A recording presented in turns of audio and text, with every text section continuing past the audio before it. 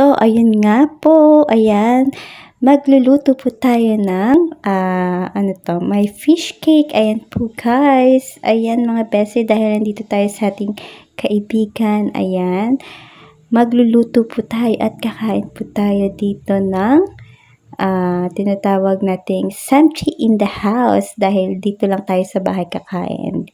Imbis sa labas, dito na lang. Gagawa po tayo ng ating mga pwedeng iluto dito. Ayan po. Ayan, habang ginigisa po namin yung fish cake, Korean fish cake. Ayan po sila guys. So, ayan. Wala po kami magawa kundi yan. Mga baliw-baliwan lang po yan guys. Ayan. Pupunta siya dito? So, ayan na nga po.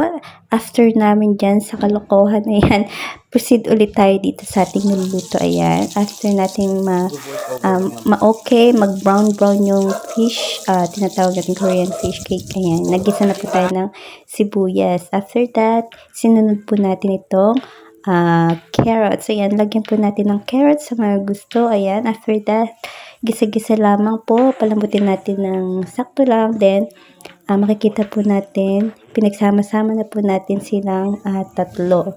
Tatlo lang po yan. Fish cake, sibuyas, at saka carrots. Ayan. Nilagyan po namin yan ng oyster sauce. Then, naglagay din po kami ng unting salt and sugar guys, para medyo matamis-tamis siya. Ayan nga po, sa mga gustong gumawa niyan, ganyan lamang po yung paggawa. Then, naggawa kami ng hotdog at saka pork po pala yun. Tapos, nagprito po kami ng tofu guys.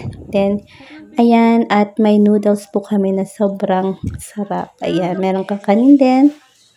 Super sarap po nito guys. Naglagay po kami sa ibabaw ng cheese. Milk cheese, tsaka egg sa ibabaw. At meron po siyang mushroom. And guys, thank you for watching. Don't forget to like and share.